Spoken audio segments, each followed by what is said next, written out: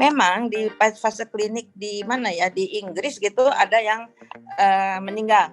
Tapi ternyata memang orangnya sakit yang lain, tidak ada hubungannya dengan vaksin. Pandemi itu memang beda dengan biasa, makanya disebut darurat. Kalau kita menunggu 6 bulan, berapa lagi yang mau meninggal? Vaksin itu harus ditangani secara khusus, dengan suhu tergantung dari vaksinnya.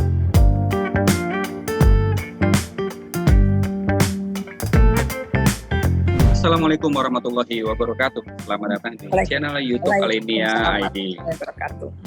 Sebuah channel yang aktif mengangkat informasi yang viral tapi juga penting bagi masyarakat Indonesia. Teman Alinia, vaksinasi tahap 1 Sinovac atau vaksin COVID-19 sudah dilakukan kepada orang yang terpenting di Indonesia, yaitu VVIP, yaitu Presiden Joko Widodo.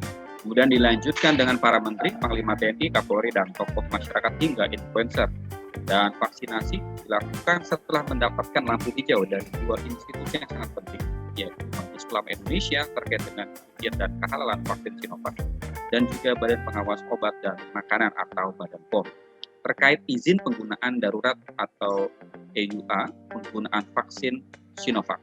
Namun sayangnya menurut survei terakhir yang dilakukan Kementerian Kesehatan, UNICEF, WHO, dan IPAGI menunjukkan bahwa masih ada sekitar 27,6% masyarakat Indonesia yang masih ragu menerima vaksin karena berbagai alasan. Nah, untuk mempertegas itu, apakah vaksin Sinovac itu aman untuk digunakan? Selama 1 jam ke depan bersama saya Syukri Rahmatullah, kita akan mendiskusikan tema jaminan keamanan vaksin COVID-19. Namun, saya di sini tidak sendirian. Sudah hadir orang yang sudah sangat expert, yaitu seorang guru besar Fakultas Kedokteran Universitas Padjadjaran, yang juga Ketua Satgas Imunisasi Ikatan Dokter Anak Indonesia, Prof. Dr. Cissy Kartasasmita. Apa kabar Ibu Cissy? Kabar baik, terima kasih. Selamat sore. Selamat sore Ibu. Selamat Ibu. Saya panggilnya Prof aja biar enak ya Prof ya. Boleh. Baik Prof, belakangan ini kesibukannya apa nih? Kesibukan saya tetap bisa mengajar, saya tetap ikut kegiatan rumah sakit saya, kemudian penelitian, saya punya survei Menkki yang belum selesai, kemudian ya ini menjawab pertanyaan-pertanyaan untuk membantu teman-teman media untuk mempertinggi cakupan imunisasi. Baik, semoga Ibu juga tidak bosan menerima pertanyaan dari saya sore hari ini Bu ya. Prof, ini berkali-kali saya lihat Prof menyatakan di media massa bahwa vaksin COVID ini aman. Prof ini bisa jelaskan nggak kira-kira lebih detail yang dimaksud dengan keamanan daripada vaksin Sinovac ini seperti apa, Prof? Silakan. Ya. Keamanan vaksin, ya vaksin itu yang utama untuk dapat digunakan dari sejak dulu adalah aman, harus aman. Yang kedua harus imunogenik, jadi mempunyai mutu yang baik, menghasilkan antibodi yang cukup tinggi untuk bisa mencegah penyakit. Yang ketiga ya berkhasiat, di mana orang sudah divaksinasi itu tidak tertular oleh penyakit itu. Dalam hal ini penyakit COVID-19 tentunya, meskipun tidak 100%. Nah, keamanan itu dari sejak awal itu sudah diuji. Ujinya pertama pada uji binatang. Jadi kita bikin vaksin baru, kita belum tahu nih sifat vaksin seperti apa, mutunya bagaimana, keamanannya, kemudian khasiatnya. Nah, dicoba dulu di laboratorium, kemudian dicoba di binatang. Di binatang itu dilihat aman enggak, binatangnya jadi sakit enggak, binatangnya mati enggak, binatangnya kena efek simpang enggak. Nah, binatang enggak lulus, berarti kan dia maju ke uji klinik manusia. Uji klinik manusia fase 1 diuji pada sekelompok kecil. Kalau sekelompok kecil mungkin dia nggak kelihatan, tapi aman. Ya udah aman, dia naik ke yang fase 2. Fase 2 itu untuk lihat keamanan lagi dan imunogenisitasnya, mutunya. Kemudian di situ aman, tidak ada yang macam-macam yang menyebabkan suatu efek simpang yang berat, yang menyebabkan pingsan, kematian dan lain-lain, cuman yang kecil-kecil saja, itu aman.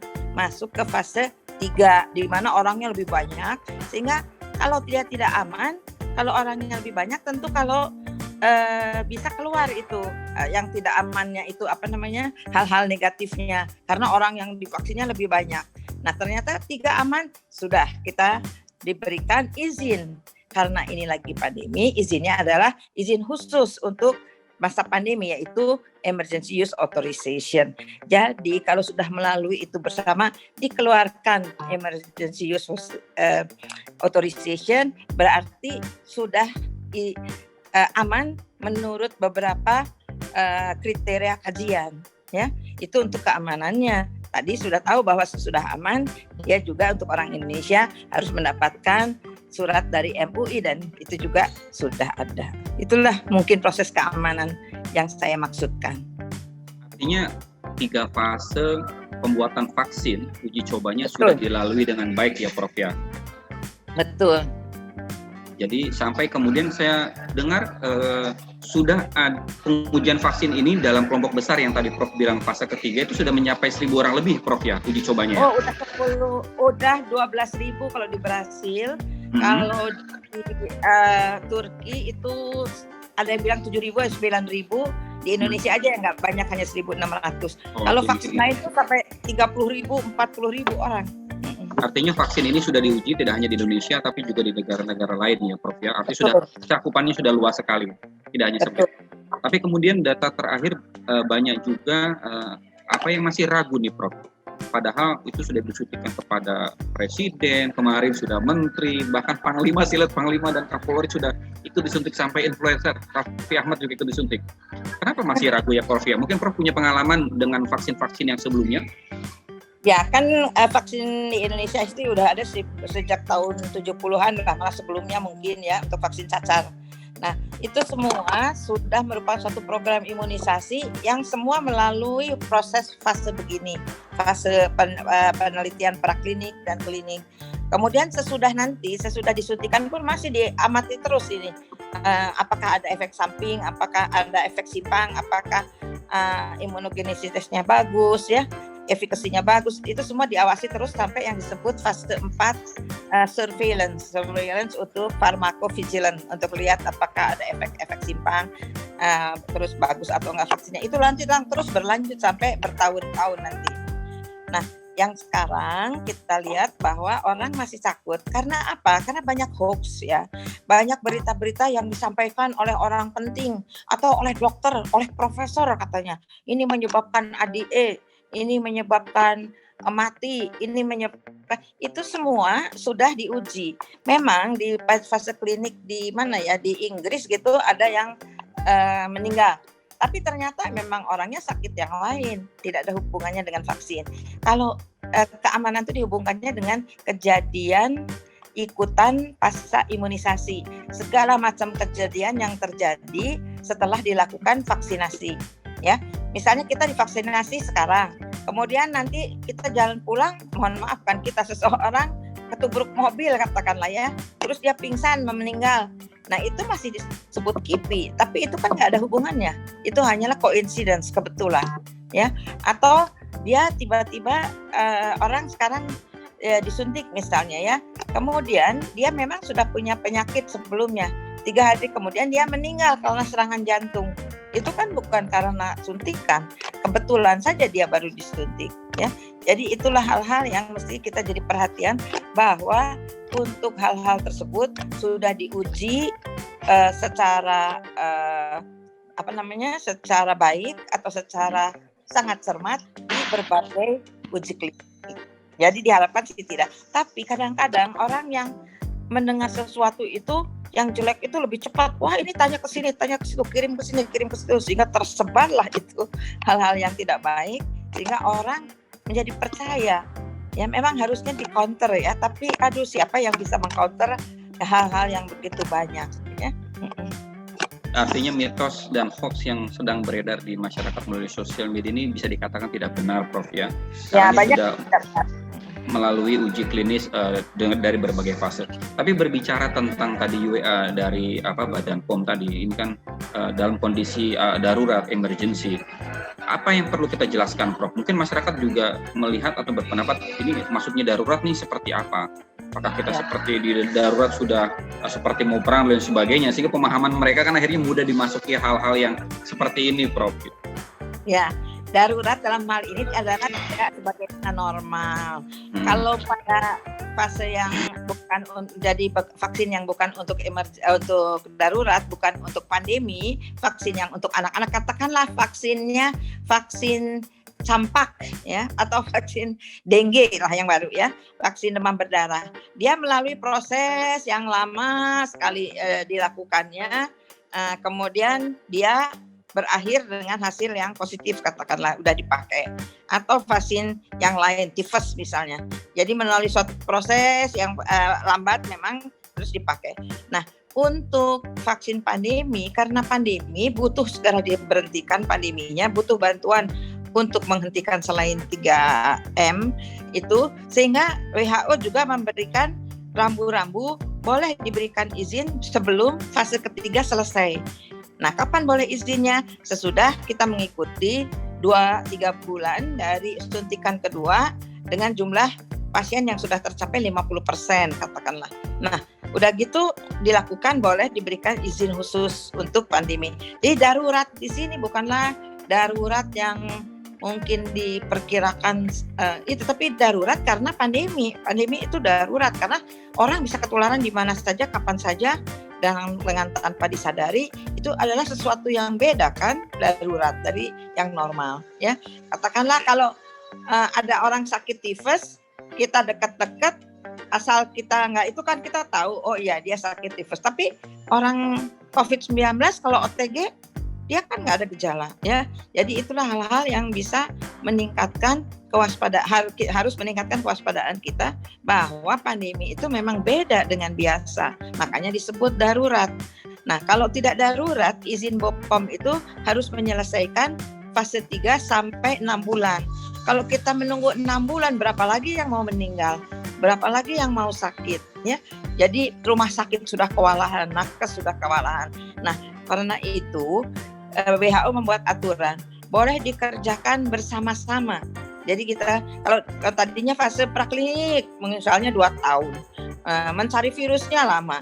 Terus fase 1 sekian tahun, fase 2 sekian tahun. Nah, sekarang fase 1, 2, 3 itu boleh disatukan asal 1 udah bagus, ditambahkan itu hanya jumlah orang sebetulnya perbedaannya di jumlah orang. Jadi dipercepatnya karena ada paralel itunya. Kemudian yang kedua, hubungan dari negara-negara yang bersatu padu merasa harus bekerja sama, mereka mau melakukan fase 3 di mana saja boleh. Kalau dulu fase 3 itu hanya dilakukan di satu tempat pembuat vaksin tersebut. Kalau ini atau di beberapa negara saja, ini semua negara ikut berpartisipasi. Kemudian juga pengalaman untuk membuat vaksin ini lebih baik. Waktu Januari diumumkan bahwa virusnya adalah ini, sequencing genom genetiknya adalah ini, semua sudah mulai bikin tuh rencana vaksin. Nah, ini juga dibikin banyak pakai yang disebut platform yang baru. Ya, kebetulan Sinovac pakai platform yang lama, yang udah biasa dipakai, udah kenal. Jadi mereka udah gampang. Jadi virus itu dimatikan, kemudian dicobakan ke lab, ke binatang, terus ke manusia. Itu udah biasa, itu yang klasik namanya. Yang baru-baru juga banyak ya, mRNA itu ya, virus vektor itu baru. Namun itu semua dilakukan bersama-sama dengan pembiayaan yang luar biasa lagi. Semua pada nyumbang. Amerika nyumbang, negara-negara kaya semua udah bayar duluan membantu pabrik produsen obat vaksin ini, sehingga mereka punya uang untuk melakukan fase 1, fase 2, fase 3, kan itu uangnya banyak. Fase 1 ngumpulin dulu uang, fase 2 ngumpulin uang, nah itu. Kemudian mereka bisa mulai bikin ampul-ampulnya, spet-spetnya dari mulai sekarang, sehingga begitu selesai penelitiannya semua sudah bisa langsung minta izin EUA itu tadi ya. Jadi precision. Baik, lalu kemudian Prof, kalau di luar negeri pernah nggak sih ada juga vaksin yang diberlakukan tanpa menggunakan UEA? Nggak boleh. Semua harus pakai emergency use authorization untuk pemakaian secara massal. Di Rusia sama di Cina pernah diberikan izin khusus untuk di dalam negeri untuk mereka sendiri, tentara mereka, petugas kesehatan mereka di Cina itu udah dikasih ini juga sudah.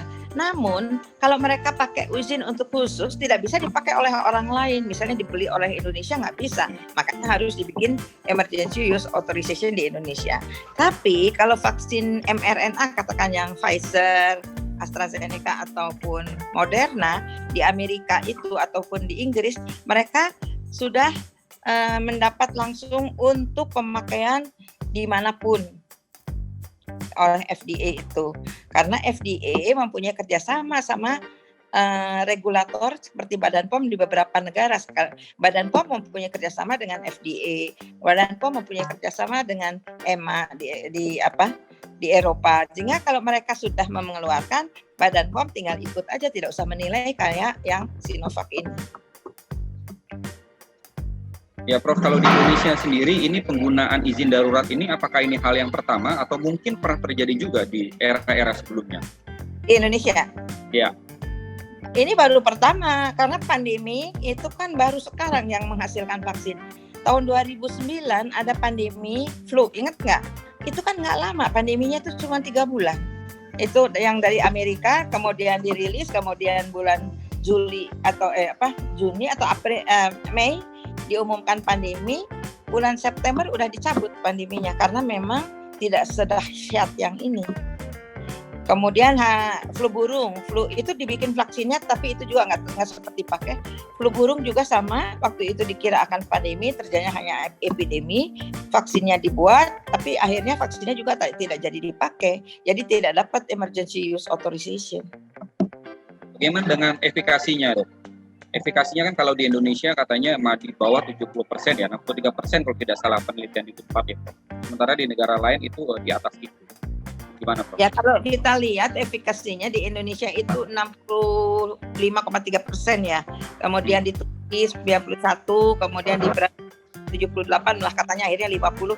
Jadi efikasi itu nanti sangat dipengaruhi oleh penelitian metodologinya, subjeknya siapa, dilakukan di lingkungan mana ya. Nah kebetulan di Indonesia itu subjeknya itu nggak banyak ya, 1.620. Di sana kan banyak sekali, makin banyak subjek itu makin kelihatannya makin tinggi bisa didapatkan itu efikasinya itu. Nah, tapi kita tidak usah membandingkan efikasi karena menurut WHO pun yang di atas 50% itu sudah dianggap bagus bisa dipakai ya. Karena dengan 50% itu jadi orang yang divaksin mempunyai kemungkinan untuk tertular lebih rendah 50% dari yang tidak divaksin. Itu sudah cukup. Kalau berapa juta itu akan terproteksi dengan vaksin itu ya. Jadi kita juga jangan terlalu silau juga dengan efikasi ini ya. Karena kalau kita lihat vaksin ini bagus, vaksin tidak, itu harus diadu. Maksudnya diadu gini, dilakukan dalam satu penelitian yang disamakan back to back research. Jadi si vaksin ini dengan vaksin ini pada kelompok orang yang sama, dengan paparan yang sama, dengan segala yang sama, kecuali kedua vaksin itu baru itu bisa dibedakan. Oh ini lebih bagus dari vaksin itu, enggak. Tapi kalau efikasi asal di atas 50 itu sudah bagus bisa dipakai. Karena banyak yang berpengaruh terhadap efikasi itu tergantung. Kalau di Indonesia kan diberikan pada orang sehat, COVID-nya negatif, kemudian juga orangnya orang kebanyakan dan di Bandung ya. Nah, kalau di Brasil itu pada petugas kesehatan, jadi kemungkinan terpaparnya lebih besar. Kalau di Bandung itu terpaparnya mungkin lebih kecil, sehingga memang angkanya masih kecil, hanya 8 sama 17 kalau nggak salah, atau 7 sama 18. Oke, dan penelitian yang dilakukan di Bandung juga kan masih mencapai tahap 2 ya, Prof, kalau tidak salah. Dan kemudian tahap 3-nya katanya baru selesai nanti di bulan Juni 2021. Ya. Nah, apakah kemudian nanti uji klinis fase 3 bulan kedua. Bulan kedua. Ya. Oke. Nah, Februari artinya, Prof ya? Enggak, bulan ke-6-nya itu nanti bulan Mei, Juni gitu. Ya, Juni ya, sekitar bulan Juni 2021. Nah, artinya jika kemudian nanti hasil tahap 3 ini keluar dari UNPAD, apakah ini juga turut mengubah efikasi dari yang sudah ada yang 65,3 tadi? Kalau menurut teori ya mestinya efikasinya dia akan naik ya, karena makin lama itu orang yang divaksin punya daya tahan tubuh, orang yang tidak divaksin makin lama makin terpapar ya. Jadi di dalam perhitungan sih harusnya efikasinya akan meningkat ya. Nah, kalau misalkan efikasinya nanti meningkat, Prof, artinya surat dari UEA dari BP POM itu akan dicabut atau tetap berlaku, Prof? Karena ini kan sudah efikasinya sudah aman, sudah melalui tahap 3. Tapi tidak cuma efikasi yang dilihat itu pandeminya. Kalau pandemi sudah berlalu, itu akan berakhir EUA itu. Jadi dia sampai, kan itu namanya darurat. Kalau pandemi udah nggak ada ya udah nggak darurat. Itu yang saya dengar dari Ibu Rizka dari BPOM. Jadi begitu pandemi selesai, izin ini selesai, makanya dilakukan submit, jadi dilakukan lagi masukin lagi data-data untuk mendapatkan izin edar yang seperti biasa gitu, bukan yang darurat. Cara lagi kembali ke soal efikasi tadi, kabarnya kan juga efikasi daripada vaksin Sinovac ini lebih rendah daripada vaksin-vaksin yang lain, Prof. Patut nggak sih kita membanding-bandingkan lalu kemudian bahwa ini lebih rendah nih, mendingan kita nunggu vaksin yang satunya lagi yang lebih efikasinya lebih kuat? Gimana perpandangan seperti itu? Efikasi itu ya bukan mutu, bukan immunogenicity. Immunogenicity sudah. Jadi pada waktu kita divaksin, badan kita mula-mula kita memproduksi yang disebut memory cell. Jadi sel-sel yang mempunyai ingatan kuat bahwa kalau nanti ada masuk yang kayak begini lagi, saya harus bikin antibody. Itu memory cell yang biasanya bertahan lama. Nah, suntikan kedua itu merangsang si memory cell menghasilkan vaksin yang lebih tinggi. Ya, tadinya vaksinnya sendiri lebih tinggi. Jadi itulah yang dilihat, bukan efikasi ya, tapi kemampuan untuk menghasilkan antibody ya. Jadi di sini memang efikasi itu nanti hubungan dengan kalau dia sudah diberikan di masyarakat, berapa persen dari masyarakat itu yang terproteksi oleh vaksin itu. Jadi kalau makanya WHO itu tidak membanding-bandingkan, tapi memberikan batas 50% plus itu sudah cukup, sudah baik. Ya, artinya tidak perlu membanding-bandingkan antara ini ada yang 60, ada yang 70, ada yang 80. Selama itu batasannya 50%, artinya itu sudah baik dan sudah bisa digunakan. Catatannya itu kira-kira, Prof, ya? Ya, nggak usah lihat, saya mau yang 90%. Nggak, kalau memang harus itu tetap dia terproteksi ya. Baik, lalu Prof, bicara tentang kualitas vaksin yang saat ini sudah diedarkan ke berbagai macam daerah. Sebagaimana kita ketahui kan Indonesia ini daerahnya memang cukup unik, ada perbukitan, melalui laut dan sebagainya. Bagaimana kemudian vaksin ini bisa terjamin mutu kualitasnya selama dikirim ke daerah-daerah tersebut, Prof? Jadi vaksin itu harus ditangani secara khusus dengan suhu tergantung dari vaksinnya. Suhu yang untuk Sinovac ini hanyalah 2-8 derajat Celcius seperti suhu di lemari es. Jadi mereka Bio Farma itu udah biasa kan dari tahun 70 itu mengirimkan berbagai vaksin ke daerah. Dan itu dengan suhu yang sama. Mereka punya mobil khusus, punya alat khusus. Malah katanya untuk yang sekarang itu alat pendeteksinya itu bisa dideteksi dari Bandung gitu dengan pendeteksi khusus sehingga bisa ditahu. Dan di situ juga ada alat yang bisa memberikan warning kalau suhunya sudah tidak cocok ya. Jadi asal suhunya 2-8 itu dijamin yang disebut cold chain, rantai dinginnya adalah baik. Sampai di sana dimasukin di lemari es. Makanya kita agak ragu untuk vaksin yang harus minus 20 atau minus 70 yang Pfizer itu. Tapi katanya Pfizer sama Moderna itu udah punya cara sendiri untuk mengamankan vaksin mereka. Kalau kita akan dapat juga kan vaksin itu nanti di bulan Maret atau April kata Pak Menteri. Artinya masing-masing farmasi juga harus menjaga kualitasnya ya, karena beda-beda ini menjaga suhunya. Tapi ngomong-ngomong Prof, soal lagi-lagi bicara soal efek ya. Ini kan kabarnya katanya vaksin yang sedang digunakan sekarang Sinovac ini memiliki efek atau tidak sih untuk yang usia di atas 65 tahun atau balita ketika disuntikan? Jadi gini, sekarang tahap pertama adalah memakai hasil uji penelitian. Uji penelitiannya itu umur 18 sampai 59 tahun. Itu yang mempunyai efek samping, tidak ada efek samping, mutunya baik, khasiatnya baik menurut hasil penelitian. Jadi kita tidak boleh memberikan vaksin yang belum teruji. Nah, ini belum teruji untuk lansia sama anak-anak ya. Biasanya lansia dulu, komorbid dulu, ibu hamil dulu, baru nanti terakhir anak-anak. Nah, untuk vaksin Sinovac ini umur 18-59 tahun, itunya umur kelompoknya. Kenapa? Karena memang vaksin baru itu biasanya diberikan pada orang-orang sehat dulu. Dianggap kalau lansia itu mungkin ada berbagai faktor komorbid, kemudian juga mungkin daya untuk membuat antibodinya kurang, namanya immunosenescence. Atau kalau pada anak itu mungkin efek samping kita nggak tahu, dosisnya juga nggak tahu, kan harus dilihat dulu dosis anak berapa. Itu nanti ada penelitiannya, dan untuk Sinovac itu sedang dijalankan di Cina, penelitian untuk lansia maupun untuk. Oke, artinya untuk tahap 1 ini belum digunakan dulu untuk usia-usia yang belum disyaratkan gitu, Prof ya? Ya, betul. Ya, lalu kemudian ini bagaimana pandangan Prof misalkan tentang adanya laporan vaksinasi, misalkan tadi kan vaksinasi sudah berjalan dari kemarin, ada laporan katanya sedikit pegel-pegel, efeknya dan sebagainya, itu efek biasa atau bagaimana, Prof? Itu yang namanya kejadian ikutan pasca imunisasi yang ringan. Itu biasa pada setiap suntikan kita juga suntik misalnya flu atau suntik yang lainnya, banyak suntik anak-anak.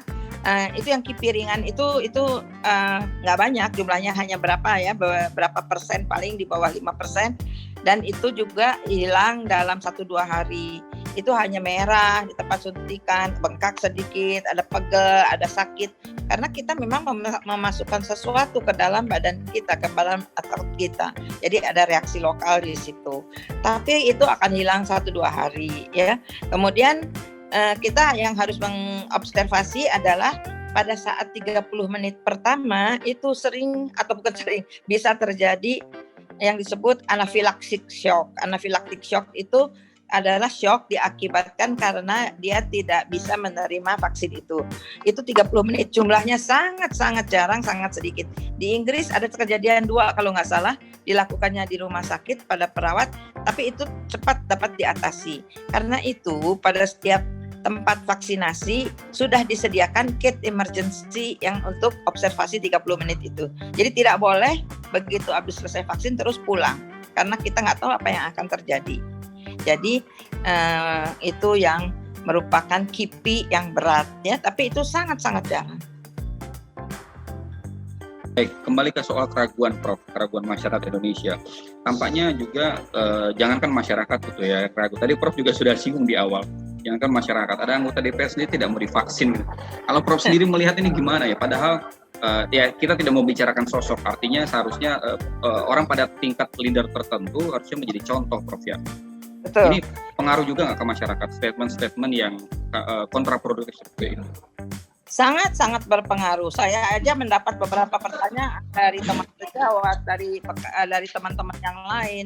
Ini gimana? Saya bilang mungkin ya seorang yang harus menjadi yang dihormati sama kita, yang mempunyai kedudukan yang bagus, yang bisa berpengaruh terhadap orang lain. Kalau memang beliau itu tidak ini, ya janganlah ke umum bicaranya, sehingga umum bisa tahu. Simpan aja sendiri. Waktu dipanggil, mohon maaf saya tidak ikut. Itu mungkin lebih elegan ya, lebih bagus ya. Lebih bijak, Prof ya. Lebih bijak, tidak mempengaruhi. Sampai orang-orang yang kurang mengerti malah, aduh itu anggota DPR aja nggak mau, orang yang penting nggak mau, apalagi kita jadi takut. Nah, padahal seseorang yang menjadi panutan itu kalau mempunyai suatu pendapat yang tidak itu, kita bicarakan bersama, mungkin hubungi ID, mungkin ada yang belum jelas. Jadi jangan sampai memberikan statement yang menyebabkan semua orang menjadi bingung, menjadi ragu ya, yang tadinya udah mau kok itu begitu ya. Jadi kalau memang betul nggak apa-apa, karena ada beberapa hal juga yang nggak tepat. Waktu polio itu di Sukabumi itu tim kami dari Unpad yang ke sana. Jadi itu adalah asalnya dari virus yang dibawa oleh tenaga kerja yang pulang dari Afrika pada waktu itu. Ya, atau nggak tahu, ini jadi bukan jadi import ya itu. Jadi makanya beberapa hal itu. Jadi ya mohon maaf ya, kalau menurut saya ya mungkin mohon untuk itu lebih bijak lah untuk supaya jangan rakyat itu menjadi lebih bingung ya. Baik, ini nasihat yang bagus dari Prof bahwa buat elit politik, tokoh masyarakat ya Prof ya, kalau ragu simpan saja dulu, kira-kira gitu Prof ya, jangan di-statementkan keluar dan kemudian konfirmasilah ke berbagai pihak dengan mereka kan punya kekuatan untuk mengkonfirmasi kemana-mana Prof ya. Tapi bicara panggil para itu komisi vaksin yang ada di penyakit dalam ya, itu bisa mendapatkan keterangannya yang lebih jelas mungkin. Ya, baik, dari tadi kita sudah bicara banyak tentang vaksin Prof, tapi mungkin ada masyarakat juga bingung, vaksin ini sebenarnya obat untuk mengobati COVID atau ini hanya untuk menguatkan imun tubuh sehingga bakteri COVID-nya itu hilang? Gimana? Ini dari clear, Prof. Jadi kalau vaksin itu bukan obat, vaksin itu adalah zat anti ataupun zat antigen, maksud saya satu bagian dari virus atau bakteri itu, kalau dalam hal ini COVID virus, bagian dari COVID-19 itu yang dimasukkan ke tubuh kita dalam bentuk vaksin. Nah, vaksin itu bisa macam-macam kan, tadi platformnya bisa mRNA-nya, bisa DNA-nya.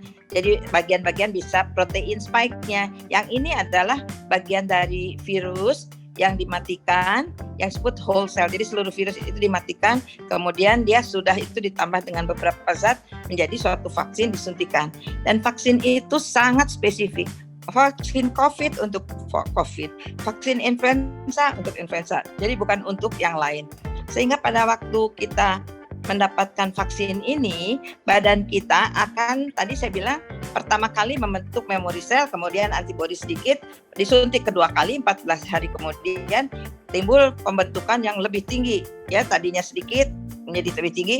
Nah, kita belum tahu sampai berapa bulan dia tinggi karena ini adalah vaksin baru, ya. Karena itu dia itu masuk ke dalam tubuh kita. Dia melindungi kita, ya. Kita misalnya akan terlindungi kalau tadi seroprotektifnya 93% ya, vaksin Sinovac di Indonesia itu dia kadarnya itu mempunyai antibodi pada 93% orang. Jadi pada orang-orang tertentu mungkin aja dia tidak bentuk antibodi yang cukup sehingga tidak melindungi dengan cukup, dia masih bisa kena. Tapi umumnya orang yang divaksin itu punya antibodi, dia sendiri nggak akan tertular. Dia tidak tertular. Kalau yang tidak tertular, kalau yang punya antibodi itu banyak, mencapai 70%, itu sudah tercapai yang disebut herd immunity, imunitas lingkungan. Nah, sehingga sisanya yang 30%, misalnya dia itu sakit parah, misalnya autoimun atau bayi kecil, ataupun sekarang kan tidak bisa disuntikan, belum ada untuk bayi kecil ya, untuk orang-orang dengan hamil, orang dengan autoimun. Nah, itu yang 30% itu nggak disuntik pun dia akan terlindungi, ya, itu. Nah, tapi orang yang habis disuntik juga tidak mencegah dia itu menularkan dan kemasukan virus. Jadi kita misalnya tidak pakai masker nih habis disuntik, virus bisa masuk ke tenggorokan kita, berdiam di situ, kita bisa menularkan kemana-mana, tapi kitanya tidak sakit, ya. Itu karier ya namanya. Jadi itu yang terjadi. Jadi bukan obat, tapi dia menghasilkan imunitas. Nah, imunitas itu untuk mencegah dia sakit dan juga dia akan melindungi yang tidak sakit kalau yang disuntiknya banyak. Jadi bukan obat, tapi untuk pembentukan antibodi. Baik, bicara pembentukan antibodi, Prof, sebagaimana kita ketahui, banyak juga pertanyaan di masyarakat bahwa setelah dia positif COVID, kemudian dia sembuh, kan katanya dia sudah terbentuk antibodi di dalam tubuhnya atau plasma, katakanlah begitu. Kemudian apakah orang-orang yang ini adalah tidak termasuk orang yang harus disuntikan vaksin, Prof? Karena dia sudah memiliki antibodi setelah sembuh dari positif. Jadi pada saat ini kita belum tahu seorang yang sembuh itu berapa kadar antibodinya. Kadar antibodi itu harus melewati ambang tertentu sehingga dia bisa mencegah tidak terkena sakit. Jadi dia masuk kuman tapi dia tidak sakit, ya. Nah, itu ada batasnya.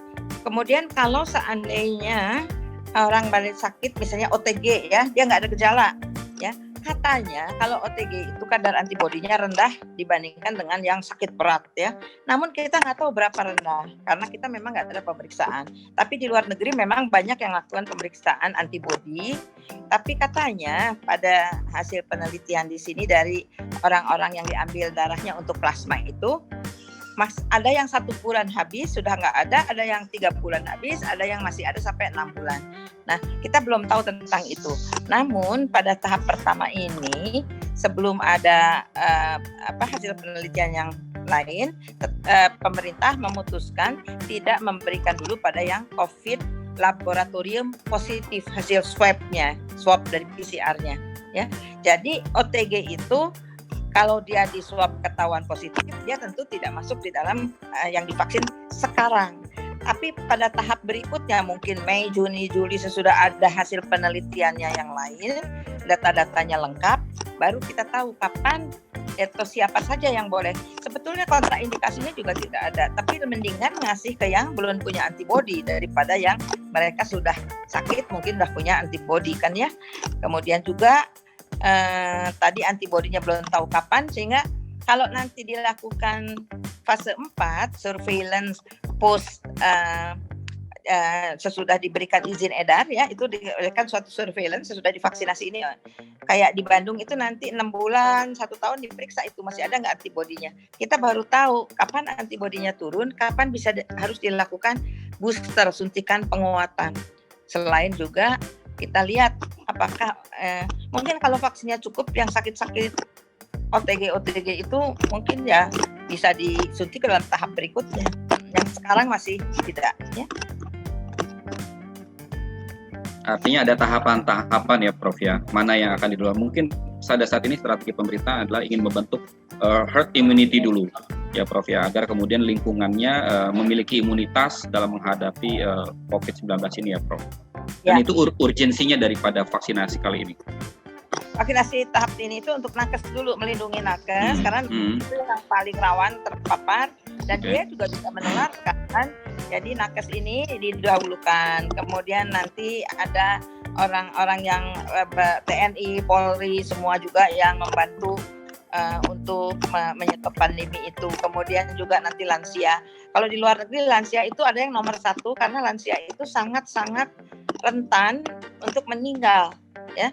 Yang paling sering kena adalah orang mungkin 30, 50 atau 60 tahun ya, antara 18 59. Tapi yang paling rentan menjadi berat dan meninggal itu adalah lansia. Makanya banyak yang melakukan di lansia dulu. Di kita belum karena vaksinnya yang belum boleh untuk lansia. Jadi masih menunggu tahapan selanjutnya Prof ya untuk lansia. Betul. Baik, lalu kemudian Prof, menurut pengalaman Anda kan sudah sangat berpengalaman dengan vaksinasi karena tergabung dalam Ikatan Dokter Anak Indonesia, sering sekali lah melakukan imunisasi dan sebagainya. Ini kan saat ini kan masyarakat dalam kondisi ada yang masih belum percaya atau ragu terhadap vaksin. Kalau menurut pengalaman Anda, bagaimana caranya menunjukkan kepercayaan diri mereka bahwa vaksin ini benar-benar aman, bahwa vaksin ini benar-benar bisa digunakan untuk menjaga kita semua? Ya. Saya kira kita memang dari dulu sudah melakukan ini ya, yang disebut vaksin hesitancy. Jadi penolakan untuk vaksin itu karena berbagai alasan lah ya. Terutama adalah tadi keamanan. Tapi keamanan dengan fase praklinik, klinikal 1, klinikal 2, klinikal 3 dan dilakukan di Indonesia sendiri sehingga kita bisa percayalah bahwa peneliti kita itu ya akan jujur ya, tidak akan memberikan yang hasil-hasil yang melebihi efeknya kan. Udah itu, tapi biasanya juga vaksin nggak dilakukan di Indonesia nggak apa-apa asal geografinya sama, sifatnya sama ya. Jadi biasanya di luar juga dilakukan. Jadi kemudian juga entah keamanan, katanya tidak begitu yakin. Gimana kurang yakin kalau WHO sudah melakukan ada pedomannya, memberikan rambu-rambu, kemudian tidak sembarangan regulator itu BPOM itu akan memberikan izin edar ataupun izin khusus ini. Mereka sudah mengkaji dari awal sekali, kemudian mengkaji dengan secara mendalam mengenai keamanan, mutu dan khasiat ini. Kemudian juga mungkin inilah yang harus disebarkan dengan luas. Ya, salah satunya dengan Anda dan teman-teman dari media ya. jangan terlalu sering menyebarkan yang hoax atau yang kurang jelas. Mohon untuk dicek dulu. Misalnya ada ADE katanya, wah ADE itu bolak-balik keluar masuk supaya orang takut. Ya terutama orang-orang yang tahu pengetahuannya tapi nggak terlalu mendalam. Begitu membaca, ADE ini itu katanya kan, karena itu akan menyebabkan penyakit yang lebih berat, menyebabkan orang menjadi lebih sakit. Nah kemudian itu semua harus diinformasikan, sosialisasi dengan benar. Salah satu yang paling baik itu ya dengan contoh ini, di semua negara hampir semua presiden, perdana menteri itu nomor 1 disuntik, dan itu meningkatkan kepercayaan masyarakat ya. Kemudian juga mengenai informasi-informasi yang yang mudah dicerna ya sama masyarakat itu, misalnya di televisi itu yang sangat mudah dicerna itu bisa. Terus mengenai halal haram, saya senang sekali bahwa MUI itu bicara langsung kemarin ya, tidak hanya dikatakan MUI sudah punya, tapi MUI sudah menerangkan. Itu merupakan hal yang bagus karena banyak juga yang memasalahkan halal haramnya vaksin ini.